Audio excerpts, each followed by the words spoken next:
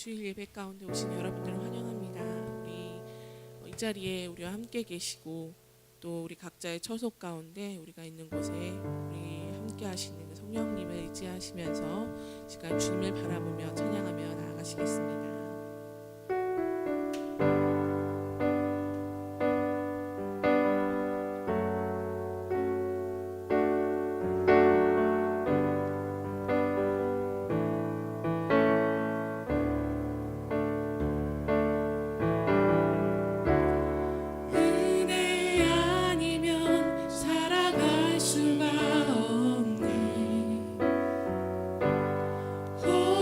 호흡마저도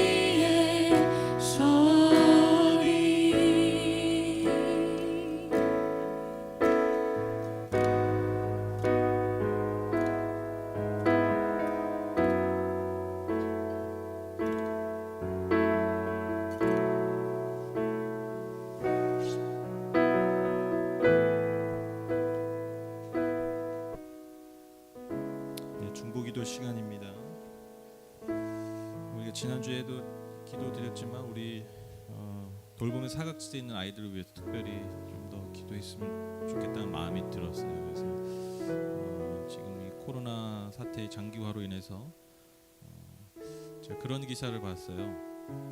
여러분 그 아동학대 신고가 준 거 아세요? 이렇게 준대요.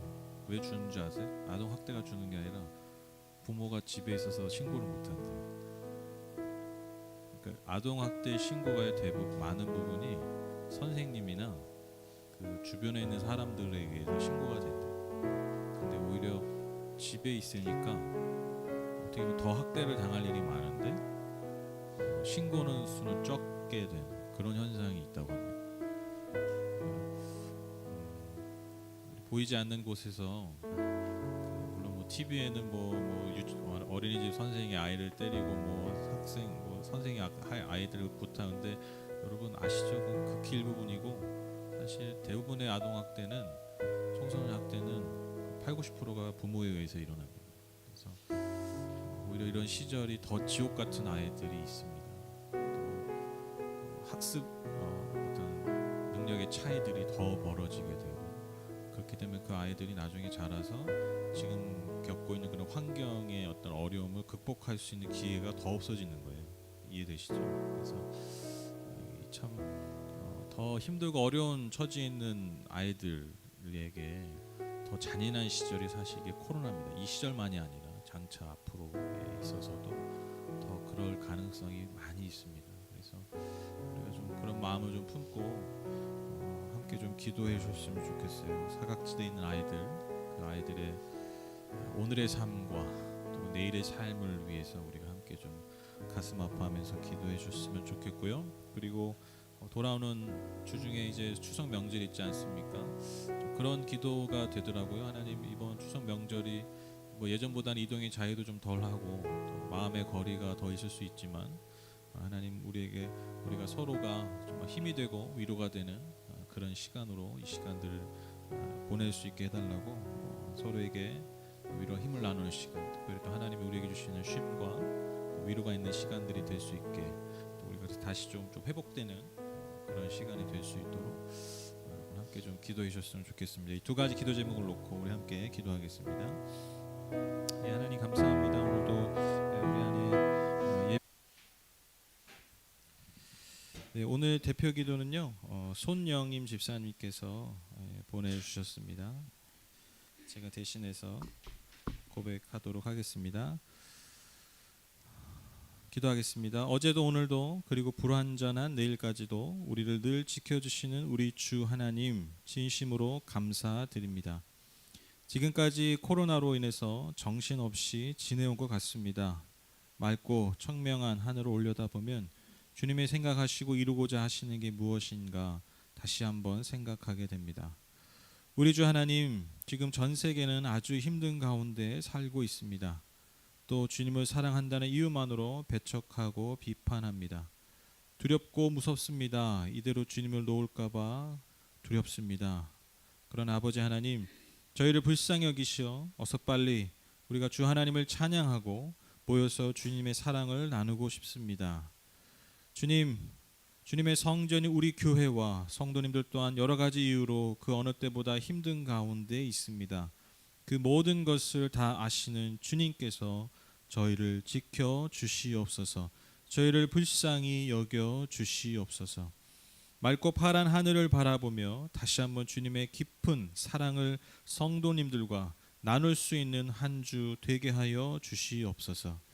차갑고 쌀쌀해진 날씨에도 우리 성도님들 각 가정마다 건강과 행복으로 늘 지켜주시기를 소원하며 우리 주 예수 그리스도의 이름으로 기도드립니다. 아멘. 네, 말씀 보겠습니다. 룻기 4장 1절에서 22절 보겠습니다. 룻기 4장. 그 이새는 다윗을 낳았다. 아멘. 이제 룻기의 결론의 말씀이죠. 우리가 흔히 얘기하는 해피엔딩으로 아주 잘 끝나게 됩니다.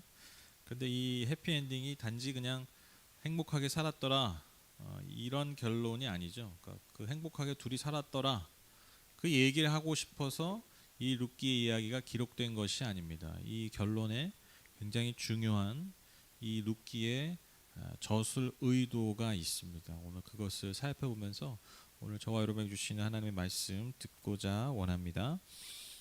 지난주에 우리가 이제 보아스가 어떤 룻의 그 요청을 받아들이고 그래서 그녀를 물론 충분히 받아들이고 그 여인과 같이 살 수 있었지만 그 지방간으로서의 책임, 즉 그 기업 물을 자라고 얘기했죠. 그 기업 물을 자의 그 책임 있는 나보다 먼저 순서가 있는 사람이 있다고 얘기했어요. 그래서 그 사람의 의도를 먼저 물어봐야 된다. 그래서 만약에 그 사람이 그것을 책임지지 않으면 내가 기꺼이 속히 지방간으로서 기업 물을 자로서의 책임을 감당하겠다고 이야기하죠. 이렇게 말하고 나서 마침 그날에 바로 그 사람을 만나게 됩니다. 그래서 보아스는 법적인 절차와 인증을 위해서 성문 앞에서 그 원로 10명, 장로 10명을 증인으로 불러와서 함께 앉힙니다. 그리고 그 사람에게 나오미에게 권리가 있는 그 엘리멜렉의 밭, 그 엘리멜렉의 밭을 대신 사러 갑니다. 그는 이제 흔쾌히 이제 그 밭을 사겠다고 하죠. 왜냐하면 생각해 보면 장차 자신에게 이익이 되기 때문입니다. 왜냐하면 여러분 그 아시죠? 희년이 되면 그 땅의 소유를 돌려줘야 되잖아요. 그렇죠? 내가 뭐 예를 들면 어떤 경제적 문제가 있어서 땅을 팔았어요. 그런데 희년 50년마다 돌아온 희년이 되면 그 땅의 소유가 다시 돌아오게 돼요. 그러니까 기업 물을 자는 그것을 미리 찾아주는 거예요.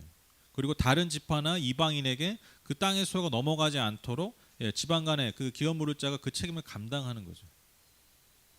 그런데 여러분 그 50년 있다가 그 땅의 소유가 돌아가야 되는데 지금 나오미가 자식이 있어요, 없어요? 네, 없죠. 되게 쉬운 질문했는데 네, 없죠.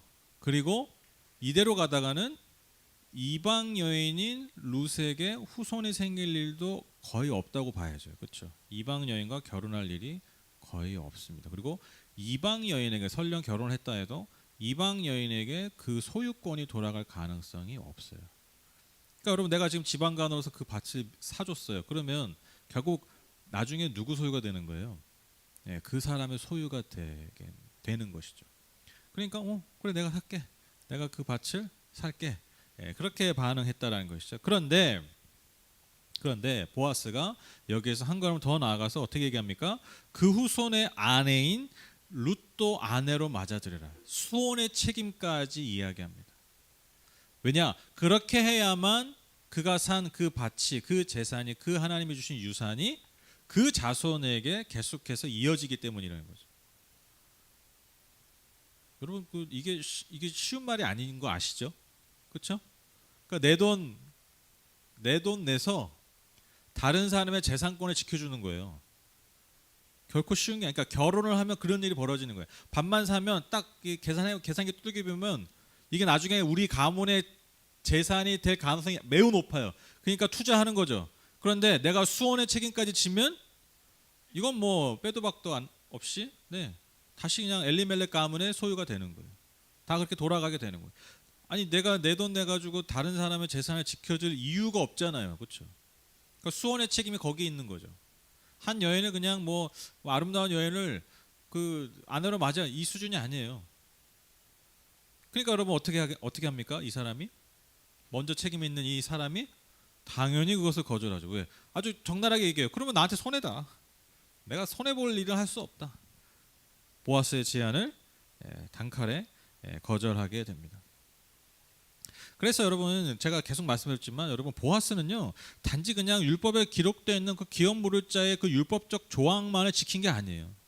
정말 그 법 안에 그 하나님 주신 그 율법 안에 담긴 그 정신, 그 하나님의 자녀들, 특별히 가난하고 소외된 그 고아와 과부를 정말 성심껏 돌봤다라는 거예요. 그게 여러분 이 장면에서 다시 한번 드러나게 됩니다.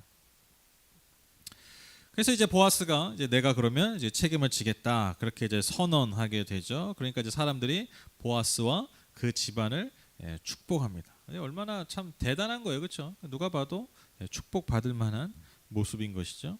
그리고 이제 드디어 보아스가 룻을 아내로 맞이합니다. 그리고 아들을 낳게 되는데 그 사람의 이름이 오벳이고 뭐라고 기록합니까? 이 오벳이 누구예요? 다윗의 할아버지다. 이게 중요한 거예요, 그렇죠? 그러니까 지금 이 얘기 하려고 여기까지 온 거예요, 사실. 이 얘기 하려고. 이게 다윗의 할아버지야. 그랬던 보아스와 그랬던 룻, 그랬던 나오미를 통해서 나온 열매가 뭐라고요? 다윗의 할아버지인 오벳이야. 결국 뭐예요? 그 열매가 곧 뭐라는 거예요? 다윗이라는 거예요. 다윗. 지금 그 얘기를 하고자 원하는 거예요.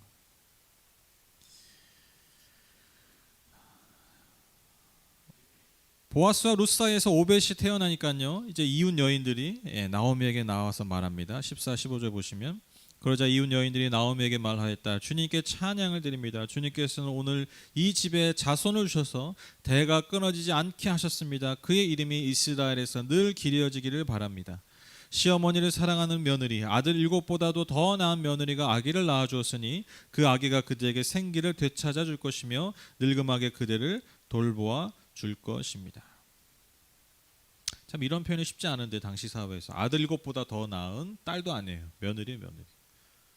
얼마나 이 룻의 어떤 이 모습, 나오미의 모습이 얼마나 놀라운 것인지, 그리고 이거 역설적으로 당시에 힘과 권력을 쥐고 있었던, 주도권을 쥐고 있었던 남성들을 향한 하나의 일침이기도 합니다.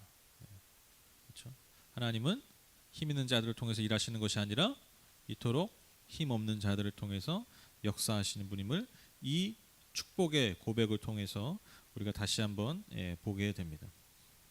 여러분, 그 나오미의 삶이 사실 얼마나 비참하고 얼마나 고통스러웠습니까? 이방 땅에 버려진 그 나오미의 삶, 그 이방 땅에 버려진 나오미의 삶. 그래서 그녀가 이름을 바꾸려고 했죠. 뭐로 바꾸려고 했어요? 마라로 바꾸려고 했죠. 쓰다, 고통의 어떤 그런 뜻이 담긴 마라. 그런데 지금 그런 마라와 같은 삶이 다시 나오미, 기쁨의 삶으로 회복되었음을 선언하고 있습니다. 기쁨이 회복됐어요. 그러나 이 회복은, 이 기쁨의 회복은 단지 한 개인과 한 가정의 기쁨으로 끝난 게 아니라는 거예요. 바로 18장 마지막 22절에 그 나온 족보를 통해서 이 아이를 통해서 이들의 열매를 통해서 장차 이스라엘의 왕인 다윗이 태어나게 되었다라는 것입니다.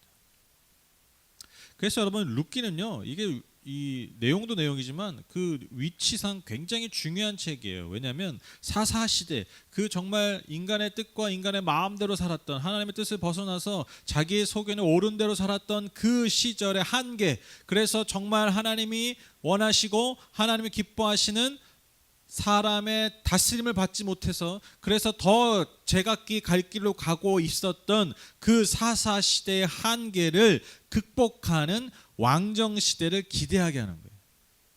그렇죠?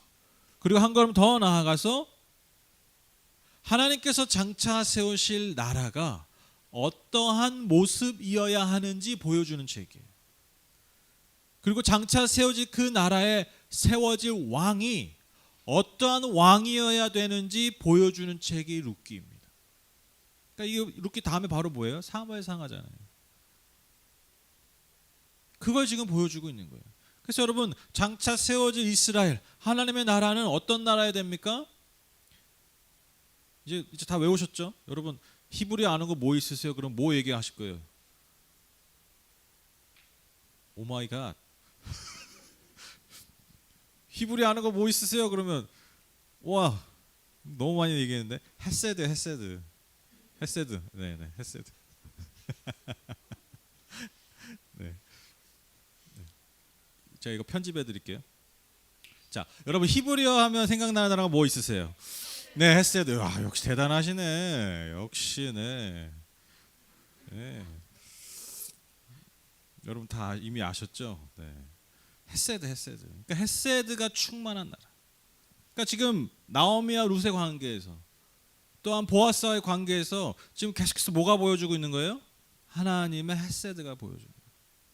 그래서 장차 세워질 나라가 뭐가 충만한 나라여야 돼요? 하나님의 은혜와 자비와 사랑의 그 온전체인, 완전체인 그 하나님의 성품의 절정인 그 헷세드가 충만한 나라가 세워져야 되고 그 헷세드를 흘려보낼 사람이 누가 돼야 되는 거예요? 왕이 되어야 되는 거예요. 그걸 보여주고 있다는 것이죠. 여인과 특별히 고아와 과부를 돌보면서 또한 이방 사람들에게도 마음을 열고 서로가 서로에게 하나님의 헷세드를 흘려보내고 베푸는 나라. 여러분, 하나님은 그러한 나라를 세우길 원하셨다라는 것이죠. 그래서 이 이야기의 중심에 있는 보아스를 통해서 장차 하나님이 원하시는 왕의 모습도 보여주고 있는 것입니다. 그래서 여러분, 우리가 뭐 나중에 이제 보면 이스라엘이 왜 망했습니까? 이스라엘이 왜 멸망당했습니까? 다른 게 아니에요. 뭐가 없었기 때문에? 헷세드가 없었기 때문에. 하나님이 이 나라를 세우신 목적인 그 헷세드가 없었기 때문에 이 나라는요 존재의 이유가 없는 거예요. 왜 하나님이 그 왕들을 다 멸하셨습니까? 왜 하나님이 그 왕들이 왜 악하다고 하셨습니까? 이스라엘과 남유다의 그 수많은 왕들을 왜 하나님이 악하다고 하셨어요? 여러분, 그 기준이 뭐예요? 뭐 전쟁이 잘하는 게 아니에요. 경제를 부흥시키는 게 아니에요. 기준이 뭐예요? 헷세드가 없는 거예요. 하나님의 헷세드, 그 성품이 그 왕들을 통해서 그 나라를 통해서 백성들에게 흘러가지 못하니까요 그 왕은요 악한 왕이었어요. 그 나라는 하나님이 지키시고 보호하시고 융성케 하실 이유가 없는 나라였다라는 것입니다. 여러분, 우리가 이 시절에 우리가 이 메시지를요 다시 정말 잘 새겨야 됩니다. 여러분, 이 코로나 시절을 통해서 여러분 한국교회가 얼마나 지탄의 대상 정도가 아니라 이제 아예 그 관역이 됐죠. 관역. 그렇죠? 이제 관역. 그냥 모든 게 다 글로 가버리잖아요. 다. 물론 뭐 억울한 면이 있을 수도 있죠. 뭐 예를 들면 뭐 똑같이 뭐 집단감이 일어나면 뭐 예를 들어서 뭐 어떤 식당에서 뭐 집단감 한 10명 일어났다. 그때의 반응과 교회에서 5명이 또 일어났다. 이 반응이 다르죠. 댓글 수가 달라요. 댓글의 농도가 달라요. 그렇죠? 억울한 면이 있죠. 어떻게 보면 또 그렇게 보면, 그러나 여러분 이렇게 된 원인을 우리가 봐야 된다는 거예요. 이렇게까지 온 원인.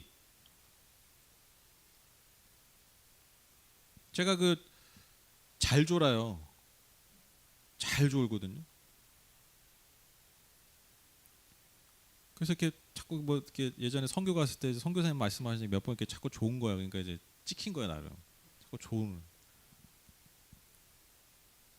제가 이제 좀 자꾸 그게 이제 신경이 쓰이는 거예요. 그래서 이제 이렇게 막 안 졸려고 막 선교사님 말씀하실 때 막 이렇게 예전에 막 눈을 막 더 눈에 힘을 주고 막 네, 그렇게 말씀하시고 들으려고 하는데 제가 그렇게 듣는 거는 하나도 기억 못 하시더라고요. 나는 뭐 어떤 사람이에요? 나는 조는 사람이에요. 잘 조는 단기 선교 청년. 그렇게 각인이 나중에 되더라고요. 나는 분명히 안 졸았는데 다 졸았대.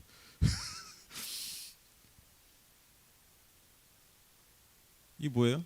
이게 좀 불교식으로 얘기하면 업보죠, 업보. 우리가 뿌린 씨앗을 지금 거두고 있는 거예요. 이게 우리가 뿌린 씨앗을 지금 거두고. 자, 이게 중요하죠. 왜 이렇게 됐을까요? 왜 이런 결과가 우리에게 지금 나타나고 있을까요? 말씀에 답이 있는 것이죠. 우리 안에 뭐가 없는 거예요? 헷세드가 없는 거예요. 하나님의 교회를 이 땅에 존재케 하실 이유가 없어요. 이 땅에 왕으로 왕 같은 제사장으로 왜 왕 같은 제사장 우리를 세우셨습니까? 목에 힘주고 살라고? 구원받은 백성으로서 어깨에 힘주고 살라고요? 자신 있게 당당하게 내게 능력 주신 자에서 내가 모든 것을 할 수 있습니다. 이렇게 살려고요? 그렇게 해서 내 삶의 불가능을 돌파하고 소원하는 것들을 다 이뤄나가고 그렇게 뭐 하나님의 영광을 드러내라고 여러분 하나님 우리를 왕 같은 제사장으로 여러분 부르셨습니까? 이유가 그겁니까? 약간 우리가 그런 느낌으로 살지 않았나요? 하나님의 자녀니까 왕 같은 자녀니까 제사장이니까 이 땅에서 당연히 복받고 당연히 잘되고 왕처럼 하나님 나라의 권세를 휘두르면서 그렇게 살아야 된다고 우리가 막연하게 혹시 그렇게 알고 있진 않았습니까? 그렇게 반응하지 않았습니까? 세상을 향해서. 그것이 믿음인 것처럼, 담대함인 것처럼. 왜 하나님 왕같은 세상을 부르셨다고요? 왕처럼 당당하게 힘있게 살아라가 아니라 왜 왕을 세우셨어요? 헷세드를 흘려보내라는 거예요. 나의 성품인 헷세드를 누구에게? 이 시대에 버려진 나오미에게, 이 시대에 버려진 룻에게, 이방인들에게 그 나의 헷세드를 흘려보내라고 하나님 우리를 부르셨다라는 거예요. 왕같은 제사장으로, 이 시대의 왕으로, 이 시대의 다윗으로, 다윗의 자손으로 저와 여러분을 부르셨다라는 거죠. 한국교회를 부르셨다라는 겁니다. 하늘복교회를 부르셨다라는 겁니다. 세우셨다라는 겁니다. 그런데 여러분 우리가 그 일을 감당하지 못한다면, 그것에 관심이 없다면 하나님 이 땅에 교회를 존재하게 하실 이유가 없어요. 이 땅에 하나님의 백성들을 세우실 이유가 없는 것이죠. 그러니까요, 이스라엘 땅에서, 유다 땅에서, 예루살렘에서 이스라엘 백성이 토해내게 됐다라고 표현하잖아요, 성경에서. 있을 필요가 없기 때문에. 그래서 여러분 바벨론을 포로로 끌려가고 그런 일들이 벌어진 것 아니겠습니까? 그러니까 지금 우리는요, 뭐 어떤 시대를 앞으로 삽니까? 바벨론 포로 시대에 사는 거예요 지금. 우리가 이 시대에 뭘 기억해야 되냐고요. 뭘 회복해야 됩니까? 하나님의 헷세들을 우리 안에서 회복해야 합니다. 그러니까 이 시절을 그렇게 안 보내면요 진짜 희망이 없는 거예요. 이렇게까지 알려주셨는데도 못 알아먹으면 아, 그래 그런가 보다, 그렇게 받아들이면 안 돼요. 우리가 이 시절에 이렇게까지 통과한 해도 못 알아먹으면요 진짜 희망이 없는 거예요. 그것이 여러분 교회 역사가 증명하고 있습니다. 여러분 잘 보세요. 교회가 여러분 다시 회복되는, 복음이 회복되는 그 길은요 그거밖에 없었어요. 그거밖에 없었어요. 더 많은 힘, 더 큰 힘이 아니에요.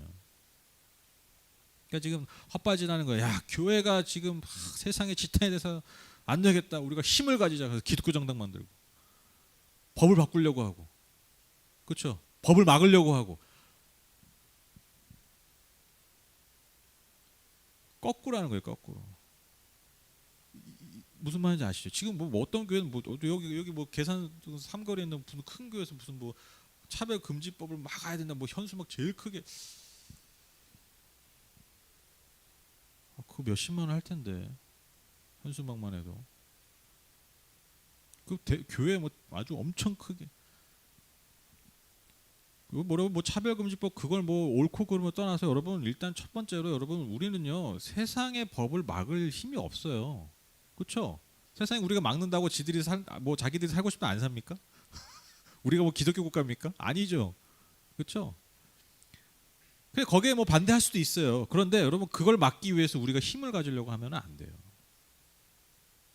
힘으로 우리가 그걸 막으려고 하면 안 돼요. 똑같이. 그 법이 어떻게 악용될 수 있다 쳐도 여러분 그 법을 막기 위해서 우리가 더 큰 힘을 가지기 위해서 정치판에 뛰어들고 세상 권력에 뛰어들고 같이 주먹질하려고 여러분 준비한다면 여러분 결과가 어떻겠습니까? 하물며 여러분 그 법이 물론 뭐 어떻게 악용될 수도 있겠죠. 뭐 어떤 법은 뭐 다 그런 면이 있으니까. 그런데 여러분 어찌됐건 이 땅에 사람들이 덜 차별받기 위해서 만드는 법을 누가 지금 앞장서고 있는 거예요? 누가 앞장서고 있냐고요? 교회가.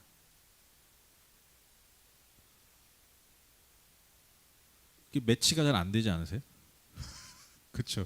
지금 그러니까 예를 들면 지금 오늘 성경에 나오는 나옴이나 룻과 같은 사람을 좀 더 잘 세밀하게 돌봐야 된다. 이게 보니까 좀 엉성하다 법이. 야 기업 무릇자가 책임져야 돼. 뭐 어떻게 책임지는 거야? 좀 애매하잖아요. 그러니까 좀 더 세밀하게 하자. 그런 법이 만들어지는 건데 네. 유다 백성들이 막 성전 앞에서 예루살렘 성전 앞에서 막 결사반대 이러고 있는 거예요. 이런 형국이에요. 이런 형국.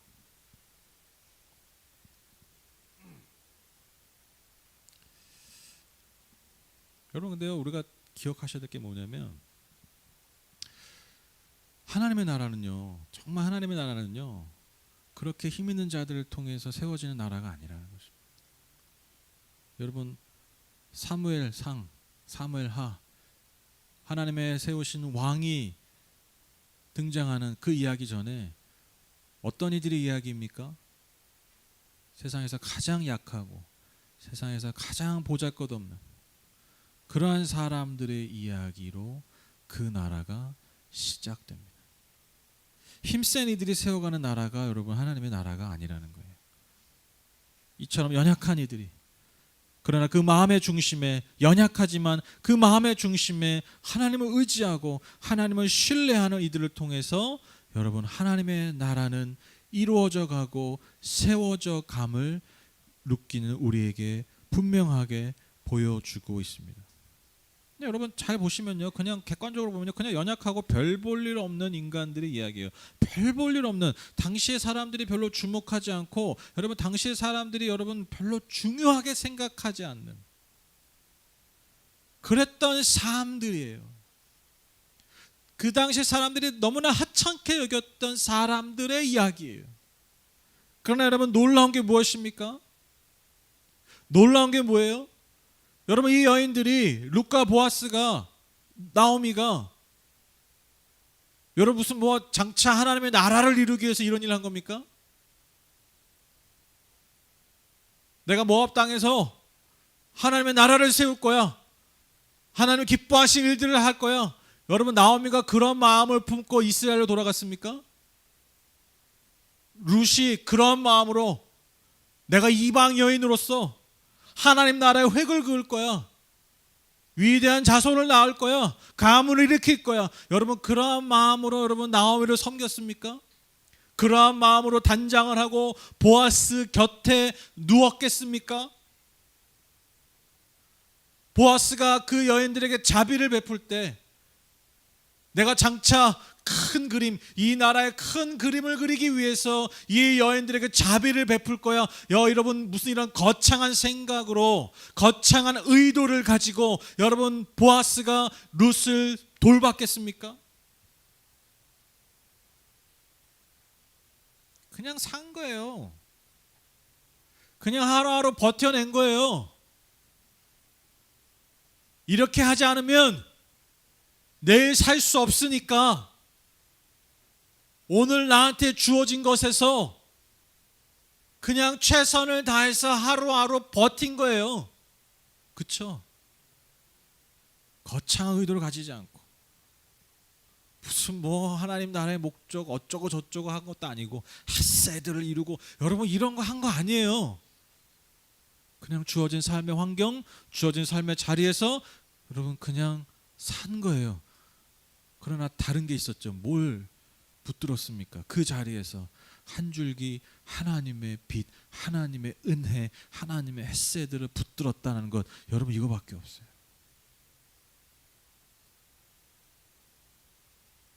이러한 삶에 여러분 하나님이 정말 은혜를 주신 거예요. 이게 결정적인 거예요. 하나님이 그러한 삶을 사용하셔서 하나님이 그 나라를 이루어 가신 거예요. 여러분 우리 안에 좀 이런 기대가 있었으면 좋겠어요. 제가 어제 이 룻기를 이제 마무리하면서 제 안에 들었던 소원이 이겁니다. 우리 안에 좀 이러한 소망이 좀 있었으면 좋겠다. 주님 하루하루 잘 버티게 해주십시오. 하나님 오늘도 버티게 해주십시오. 내일도 버티게 해주십시오. 물론 우리가 이렇게 살고 있지만 여러분 좀 우리가 기대했으면 좋겠어요.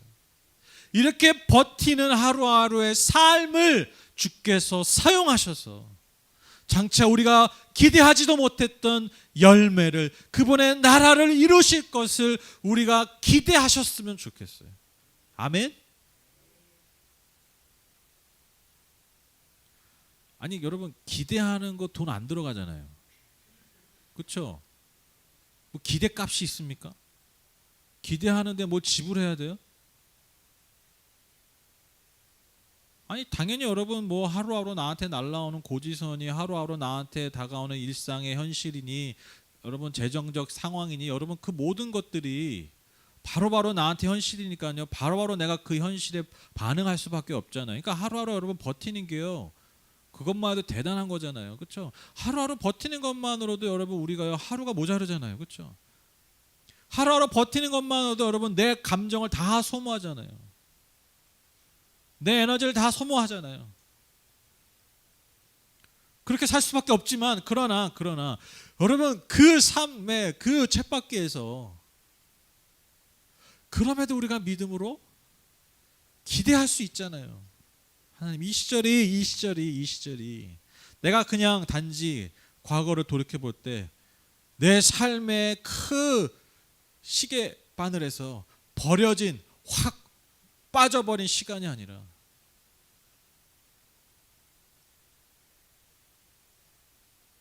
버려진 시간이 아니라 나에게 너무나 의미가 있었던 시간이었다. 내 인생의 내 삶의 가장 중요한 시절이었다. 왜? 이 시절에 내가 하나님의 햇새들을 경험했기 때문에 하나님의 햇새가 나를 찾아오셨기 때문에 여러분 우리가 이러한 시절로 우리가 기대함으로 하루하루 이 지난한 세월을 이겨냈으면 좋겠습니다. 여러분 기대하시라는 거예요. 기대하시라는 거예요.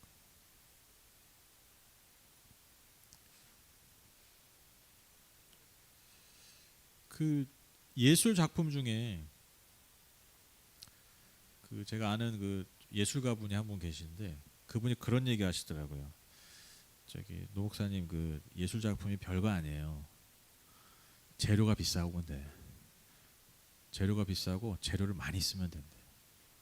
그래서 여러분 그 유명한 화가들이나 유명한 작품을 하는 사람들이 특징이 그거래요. 비싼 물감을 아낌없이 쓴대요. 그러면 예술 작품이 된대. 약간 일종의 업계 비밀이죠, 그렇죠? 물론 이제 개 중에 이제 어떤 진짜 예술적으로 뛰어난 사람이 있죠. 그런데 여러분 옛날에 백남준 씨가 그런 얘기했잖아요. 예술은 사기다, 그렇죠? 예술은 사기예요. 일종의 아니 이걸 보고 있는 예술가분들 죄송하지만 뭐 여러분 그렇잖아요. 다 여러분 다 어떤 영역에도 사자들 있지 않습니까? 사자들 그렇죠? 뭐 의사라고 다 의사입니까? 그냥 약 주는 거야, 야. 그냥 제약 회사가 다 치료하는 거야. 나는 그냥 라이센스 받아가지고 면허증 받아가지고 그냥 하는 거야. 그러니까 이게 약의 통로죠, 그냥 창구. 진단은 뭐 다 최신기기가 다 하는 거지 뭐. 진짜 뭔가 원인을 분석해서 정말 그 사람이 건강한 삶을 살기 위해서 잘 이끌어주는 의사가 그렇게 많지 않죠, 그렇죠? 뭐 죄송한 얘기지만 여러분 목사라고 다 목사입니까? 사자 많죠, 그렇죠?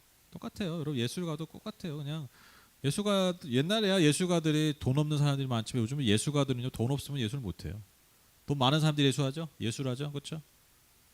그러니까 아낌없이 재료를 막 퍼 부어서 비싼 값에 파니까 비싼 값에 나가니까 예술가의 가치도 올라가고 유명한 작가가 되고 그런 순환인 거예요. 근데 여러분 예술 작품 중에 그런 작품이 있더라고요. 쓰레기로 만드는 예술 작품 아세요? 그 정말 그 이름이 있더라고요. 정크 아트라고 해서 그러니까 버려진 것들 쓰레기로 예술 작품을 만드는 거예요. 아 놀라워요. 그러니까 진짜 우리가 막 다 버리는 그냥 쓰레기를 가지고 어떤 작품들을 막 만들어가는 거예요. 아주 기발하고 아주 놀라운 작품들을 막 만들어가는 거예요.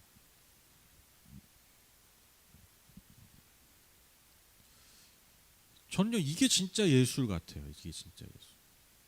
그러니까 저는 예술이 뭐냐면 제가 생각하는 예술이 뭐냐면 작품이 뭐냐면 누구도 보지 못하는 것을 그 재료 안에서 끌어내는 거예요. 이게 진짜 예술 아닙니까? 그렇죠? 예술이네. 이게 뭔가 이런 감탄사가 나와요. 근데 이 감탄사가 왜 나와요? 내가 못 보던 것이 보여질 때 그런 거잖아요. 똑같이 보이는 건데 똑같이 다 봤던 건데 뭔가 다른 것을 끌어낼 수 있고 그 끌어낸 것을 우리가 공감할 수 있게 보여주는 사람이 진짜 예수가 아닐까요? 그렇죠? 제가 생각하는 기준은 그래요. 근데 뭐 좋은 재료가 아니고 다들 쓰는 것이 아니라 그냥 우리가 일상에서 버리는 그러한 재료를 가지고 그런 쓰레기, 말 그대로 정말 쓰레기를 가지고 작품을 만들어내는 것. 여러분 저는 뭐 그것이 값이 어떻든 간에 이것이야말로 정말 우리의 삶을 풍요롭게 하는 예술이 아닌가. 예술. 저는 그런 면에 있어서 마치 하나님께서 우리에게 베푸시는 헤세드 은혜가요, 바로 이러한 예술가의 손길 같아요. 아무도 그것을 보아주지 않고 아무도 그것에 관심 가지지 않고 그 안에 있는 진정으로 빛나는 것들을 보지 않고 겉모습만 보고 있는, 겉모습만 판단하고 있는 그런 우리의 인간의 한계의 시각을 넘어서서, 그런 관계의 질을 넘어서서 여러분 하나님은요 헤세드로 우리를 바라보시는 거죠. 그래서 우리를 새롭게 보시는 거죠. 우리를 전혀 다른 존재로 인정해 주시는 거죠. 전혀 다른 존재로 만들어 주시는 거죠. 새롭게. 여러분 이게 헤세드 아닙니까? 이게 진정한 예술, 이것이 진정한 하나님의 손길 아닐까요? 하나님은요 마치 쓰레기를 주어서 예술 작품을 만드는 그 예술가처럼 버려진 우리의 삶을 여러분 결코 그대로 놔두시지 않는다는 거죠. 여러분 믿으셔야 돼요. 마치 코로나 이 상황이 내가 버려진 듯하나 하나님은 버려진 것 같은 이 상황, 이 삶을 가지고 위대한 예술 작품을 만드실 수 있다라는 거예요. 에베소서 2장 4절 10절입니다. 그러나 하나님은 자비가 넘치는 분이셔서 우리를 사랑하신 그 크신 사랑으로 말미암아 범죄로 죽은 우리를 그리스도와 함께 살려주셨습니다. 여러분은 은혜로 구원을 얻었습니다. 하나님께서 그리스도 예수 안에서 우리를 그분과 함께 살리시고 하늘에 함께 앉게 하셨습니다. 그것은 하나님께서 그리스도 예수 안에서 우리에게 자비로 베풀어 주신 그 은혜가 얼마나 풍성한지를 장차 올 모든 세대에게 드러내 보이시기 위함입니다. 여러분은 믿음을 통하여 은혜로 구원을 얻었습니다. 이것은 여러분에게서 난 것이 아니요 하나님의 선물입니다. 행위에서 난 것이 아닙니다. 그러므로 아무도 자랑할 수 없습니다. 우리는 하나님의 작품입니다. 선한 일을 하게 하시려고 하나님께서 그리스도 예수 안에서 우리를 만드셨습니다. 하나님께서 이렇게 미리 준비하신 것은 우리가 선한 일을 하며 살아가게 하시려는 것입니다. 아멘. 놀라운 말씀 아니에요? 10절 우리는 뭐예요? 하나님의 작품입니다. 이게 헬라어로 포이에마인데 포이에마. 하나님의 작품. 근데 하나님의 작품 어떻게 만들었다고요? 우리가 하나님의 자비 은혜 아래서 우리가 원래는 범죄로 죽을 수밖에 없는 그런 존재인데 그런 존재들을 그리스도를 통해서 우리를 건져내 주셔서 우리를 뭘로 만드신 거예요? 하나님의 작품으로 만드신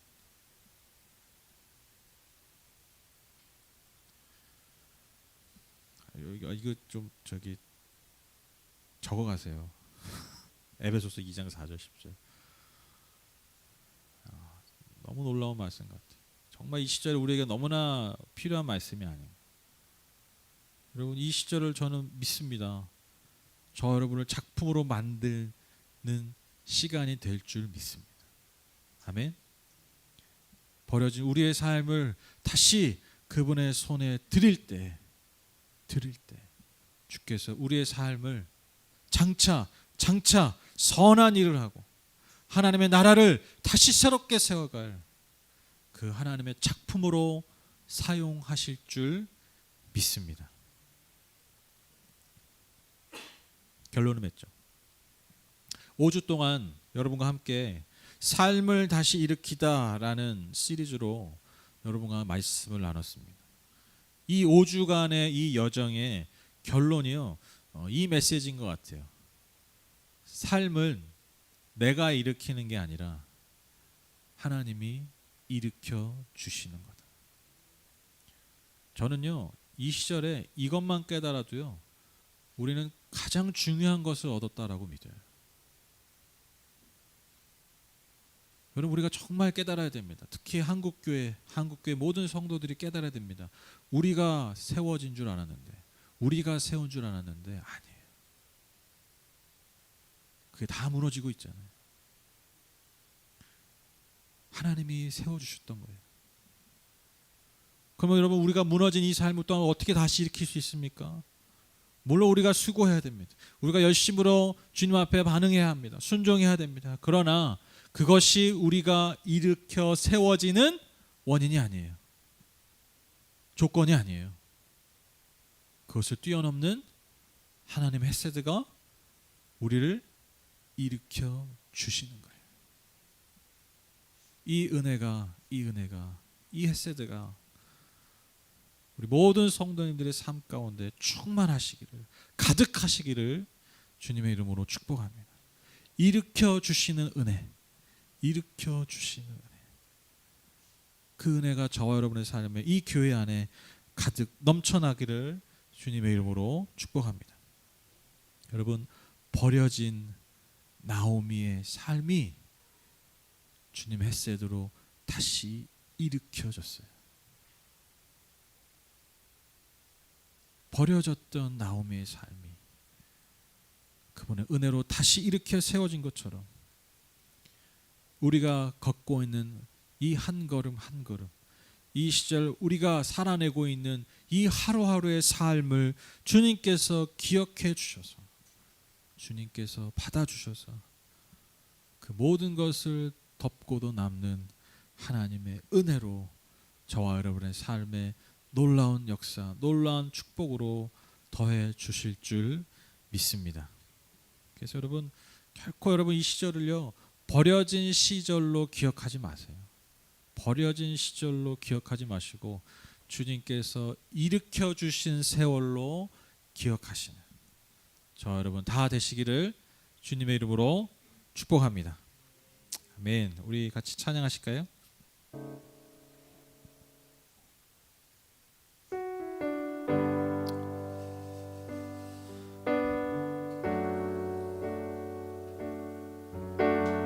여러분 그 말씀 드리고 싶어요. 여러분 잘 꼭 끝까지 버텨내십시오. 그리고 내가 지금 버티고 있다면 누군가의 버팀목이 좀 되어주세요. 정말. 제가 주중에도 기도 제목 나눴지만 이런 전염병이 돌고 사회적인 큰 어떤 어려움이 있을 때 여러분 마음의 질병으로 죽는 사람들이 더 많아요. 여러분 뭐 중동 이런 나라에 테러로 많이 죽잖아요. 여러분 중동 그런 나라에 여러분 우울증 약 이런 거 제일 많이 팔리는 거 아세요? 두렵고 불안해서 못 사는 거. 그게 더 삶을 피폐하게 만들고 죽이는 거예요. 똑같습니다. 이게 코로나로 죽는 사람이 아니라 이런 어려움 때문에 코로나 블루라고 그러죠. 블루. 이제 우울한 뭐 이런 걸 의미하는데 그런 정신적인 질병이 더 많이 걸립니다. 그래서 자살률도 높아지고. 네. 지금 사실 저는 개인적으로 제가 목회자라서 그럴 수도 있겠지만 저는 그게 더 걱정이에요. 진짜. 요즘 그런 기도 많이 해요. 진짜 하나님 다른 기도 안 하는 우리 성도님들 하루하루의 삶을 잘 이겨내게 해주십시오. 잘 버텨내게 해주십시오. 절대로 삶을 포기하지 않게 해주십시오. 정말 그런 기도 많이 합니다. 절로 나와요. 요즘. 끝까지 버티면 반드시 하나님 열매 맺으실 날이 옵니다. 이 시절이 의미가 생기는 날이 옵니다. 그리고 그렇게 살다 보면요 내가 오늘 누군가의 버팀목이 되어 있습니다. 나한테 그런 힘이 생기는 거예요. 얼마나 복된 삶입니까, 그렇죠? 그래서 우리가 잘 버텨내고 또 잘 누군가를 버텨줄 수 있는 버팀목이 되는 삶, 그런 삶이 되기를 소망하는 마음으로, 하나님의 은혜를 기대하는 마음으로 같이 찬양 고백하시죠. 은혜 아니면 살아갈 수가 없네. 같이 찬양하겠습니다.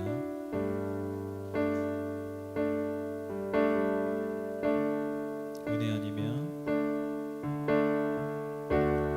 은혜 아니면 살아갈 수가 없네. 호흡마저도 다 주의 것이니 세상 평안과 위로 내게 없어도 예수,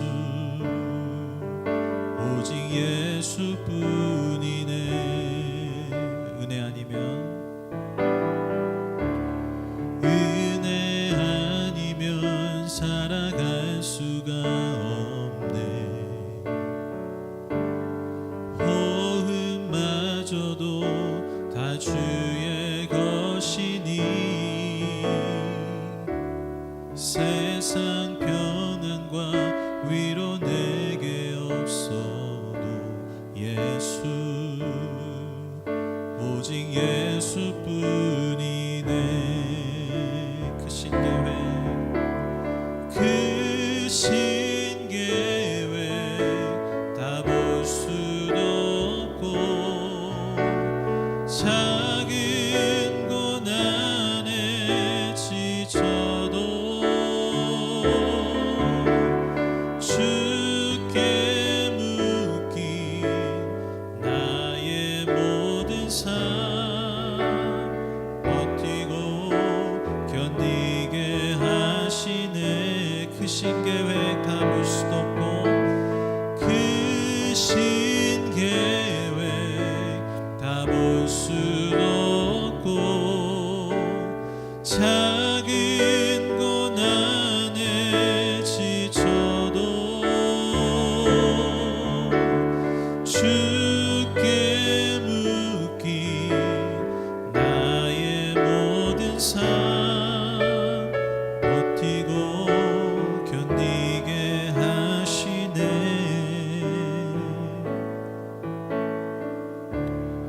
은혜 아니면 살아갈 수가 없네. 나의 모든 것 다 주께 맡기니 참된 평안과 위로 내게 주신 주 예수, 오직 예수뿐이네.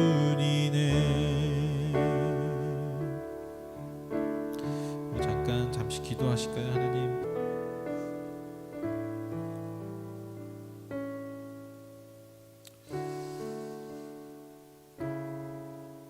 하나님, 나오미와 룻의 삶은 누가 봐도 그냥 버려진 삶이었습니다. 그러나 그 두 여인이 내딛었던, 다시 약속의 땅을 향해 내딛었던 그 한 걸음 한 걸음이 하나도 빠짐없이 너무나 중요한 의미들이 있었습니다. 아무도 그녀들의 삶과 행동에 별로 관심 가지지 않았지만 그 주어진 삶의 자리에서 묵묵히 해내었던 수고와 노력과 순종, 그 하나하나가 너무나 의미 깊은 것들이었습니다. 아무도 관심 갖지 않으셨지만 그것을 창조주 되신 하나님께서 관심 어린 눈빛으로 그 모든 것을 보시고 받아 주셨습니다. 하나님, 우리가 느끼는 것이 중요한 것이 아니라, 우리가 감각되어지는 것이 중요한 것이 아니라, 그 모든 것을 뛰어넘는 하나님의 은혜가 내 삶에 이미 충만함을 우리가 다시 한번 붙듭니다. 아무도 내 삶을 주목하지 않는 것 같지만 하나님께서 내 삶을 한시도 놓지 않고 주목하고 계심을 믿습니다. 그래서 내가 오늘 내딛는 걸음 하나하나, 내가 내뿜는 호흡 하나하나가 하나도 빠짐없이 다 의미 있는 것들임을 믿습니다. 무엇보다 그 모든 것을 사용하셔서 하나님께서 하나님의 때에 놀라운 일들을 이루어 가실 것을 내가 믿습니다. 내가 그것을 기대합니다. 하나님, 이 기대함들이, 이 소망함들이 주님 우리 안에 흘러 넘치게 하여 주시옵소서. 이러한 기대와 소망으로 우리의 생각과 마음을 채워 주시옵소서. 단지 버텨내는 시간이 아니라, 그냥 버려졌던 시간이 아니라, 하나님 우리의 삶에 가장 의미가 깊고 가장 중요했던 시절이 될 수 있도록 주님 축복하여 주시옵소서. 하나님, 우리 성도님들 한 분 한 분의 삶을 주님 기억해 주시고 지켜 주시옵소서.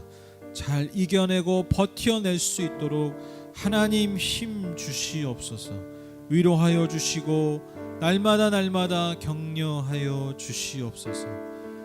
때마다 수고하고 무거운 짐, 특별히 오늘도 그 모든 짐을 이 시간 주님 앞에 다 내려놓습니다. 우리의 마음과 육체의 연약함도 다 이 시간 내려놓사오니 주님께서 그 짐 대신 져주시고 우리는 오직 말씀의 멍에만을 매며 주님께 감사함으로, 기쁨으로, 소망함으로 나아가는 복된 삶 되게 하여 주시옵소서. 하나님, 오늘도 함께 예배하는 중등부 아이들을 주님의 이름으로 축복합니다. 저들의 걸음 하나하나, 이 시절에 그 모든 삶의 순간 하나하나가 너무나 귀한 것들임을 믿습니다. 하나님 저들의 삶에 때를 따라 도우시는 은혜를 베풀어 주시고, 무엇보다 만남의 축복 오셔서 보아스와 같은 사람들, 하나님의 사람들 많이 만나게 해주셔서 주님 존재하는 것만으로도 복이 흘러 들어오는 존재들 되게 하여 주시옵소서. 그리고 또한 그 복이 그 삶에서 멈추는 것이 아니라 하나님 또한 그 복을 흘려보낼 수 있는 더 복되고 아름다운 사람들이 될 수 있도록 주님 아이들을 축복하여 주시옵소서. 감사하며 예수님의 이름으로 기도드렸습니다. 아멘. 감사합니다. 네, 광고 드리겠습니다. 하나님이 위로하시고 또 격려가 가득한, 하나님의 위로하심과 격려가 가득한 추석 명절 되시기를 소망합니다. 모이시나요? 요즘 뭐 저기 지방은 뭐 오지 말라고 그러고 뭐 그런다고 많이, 또 거기 또 지방 같은 것도 고령 인구가 많으시잖아요. 근데 이제 막 수도권에 확진자가 많은데 뭐 왔다 갔다 하면 진짜 잘하면 큰일 날 수도 있어요, 그렇죠? 그래서 근데 또 여행들은 또 많이 가서 뭐 지금 숙박업소들이 뭐 아주 뭐 꽉꽉 들어 찬다고 하는데, 저는 뭐 하여튼 요 추석 명절이 좀 우리가 좀 회복되는 좀 시간이 됐으면 좋겠어요, 여러분. 그렇게 이 시절을 좀 잘, 이 명절을 잘 보내셨으면 좋겠습니다. 대면 예배가 잘하면 이제 주말쯤에, 이제 아마 이번 주말쯤에 아마 그 주말이나 주중에 그 나라에서 이제 아마 지침이 내려올 거예요. 10월부터 또 이제 예배를 어떻게 할 거냐. 일단 오늘까지가 비대면 예배거든요. 그래서 최소 인원만, 정해진 20명만 예배당에 있을 수 있는 그런 상황인데, 다음 주 이제 어떻게 될지 주중에 이제 결론이 나올 텐데, 뭐 기도해야죠. 하나님 뜻 가운데서 잘 결정될 수 있게 여러분 기도 부탁드립니다. 인간의 마음으로는 빨리 대면 예배가 좀 재개가 됐으면 좋겠습니다. 여러 가지 이유로 그 이유를 말을 하면 제가 설교 한 편을 할 수가 있어요. 왜 대면 예배 하는가? 한 주가 뭐야? 2, 3주 할 수 있어. 근데 진짜 좀 필요해요. 그냥 모여야 된다 이게 아니라 정말 필요합니다. 제가 이 비대면 예배를 계속 했잖아요. 하면 할수록 제가 깨달았어요. 이게 대면이라는 게 얼마나 중요한 것인가. 우리가 만나서 한다는 것이 얼마나 중요한 것인가. 제가 늘 관계를 중요하는 목사 아닙니까? 그렇죠? 아시죠? 이 교회 오래 다니신 분들 아시죠? 이 관계가 늘 핵심이다 얘기하잖아요. 제가 이 코로나 시절을 통해서 더 분명하게 깨달았어요. 진짜. 이건 진짜 체득해버렸어요. 체득. 이 관계에 있어서 관계가 얼마나 중요한 것이고, 그리고 관계에 있어서 우리가 서로 만나고 함께 있는 것이 얼마나 중요한 것인지 여러분 기도 부탁을 드리겠습니다. 헌금하실 때 온라인으로 성함과 목적을 잘 기입해 주십시오. 다음 주 예배는요, 우리 대표기도 최대식 형제님께서 대표기도 해주시겠습니다. 만약에 뭐 여기서 드릴 수 있다면 나와서 해주시고, 아니면 제가 주중에 카톡으로 메시지를 받도록 하겠습니다. 네, 우리 지난주보다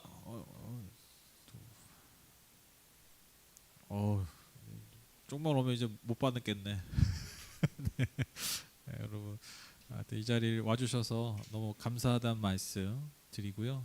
정말 마음 같아서는 정말 한 끼 식사라도 여러분께 정말 대접해드리고 싶은데 그냥 끝까지 한번 잘해 보려고요. 끝까지 좀 잘해봐서 그래서 정말 같이 식사하고 여러분과 같이 밥 먹고 싶은 마음이 너무 큽니다. 특히 교회 밥을 먹고 싶어요. 교회 밥, 교회 밥, 내 사랑. 네. 우리 정말 힐링 푸드죠. 힐링 푸드라고 그러죠. 우리 진짜 우리 마음을 좀 치유하는 그런 음식인 것 같아요. 정말 과장이 아니라. 그래서 빨리 같이 식사할 수 있는. 그래서 만약에 이제 예배가 되면 그거 사려고 그래요. 이렇게 플라스틱으로 이렇게 투명 판 있잖아요. 그거를 그렇게 안 비싸더라고요. 아크릴은 아니고, 아크릴은 좀 너무 비싸고 충분히 이렇게 세울 수 있는 게 있어요. 그거 하나 이렇게 세우고 이렇게 하면은 이렇게 우리 식사하는데 그렇게 하면요, 이렇게 식당처럼 요즘 구내식당 그렇게 하더라고요. 그렇게 해서 디귿자인데 그 디귿자를 이렇게 반대로 놓으면 4명이 이렇게 앉을 수 있잖아요. 그렇죠? 그런 식으로 이렇게 해서 테이블 하면 충분히 식사 그런 식으로 할 수 있지 않을까. 그래서 제가 그것도 지금 여러 가지로 고민하고 있습니다. 여러분 좋은 열매 맺도록 함께 기도해 주십시오. 제가 대신 예배를 위해서 기도하고 예배를 마치겠습니다. 하나님 감사합니다. 어느덧 아침 저녁으로 쌀쌀합니다. 여름이 어떻게 지났는지 모르겠습니다. 아니 시간이 어떻게 지나간지 모르겠습니다. 2020년이 그냥 이렇게 훌렁 넘어간 것 같습니다. 그러나 이 시절에 우리에게 주는 의미는 결코 그렇게 지나가듯 사라지듯 넘어가는 것들이 아님을 압니다. 하나님 정말 이 시절에 있었던 많은 그 순간순간들이 우리 모두의 삶에 참으로 복된 열매로서 다 맺어질 수 있도록 주님께서 축복하여 주시옵소서. 하나님 오늘도 주님 앞에 예배하러 나온 모든 성도님들 각 심령의 그 삶의 고백을 담아서 하나님 이 시간 주님 앞에 예물을 드립니다.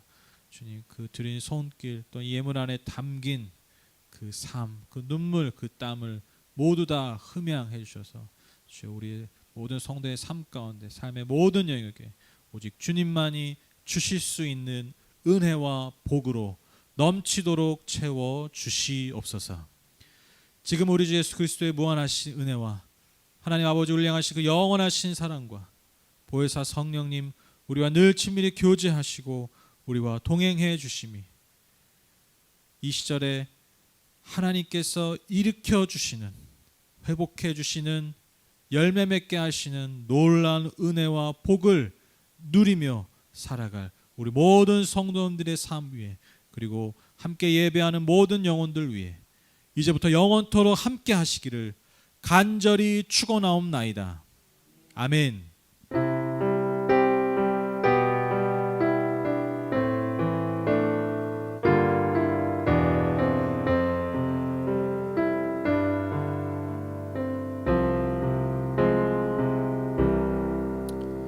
감사합니다. 우리 하나님께 박수를 감사드립니다. 감사합니다.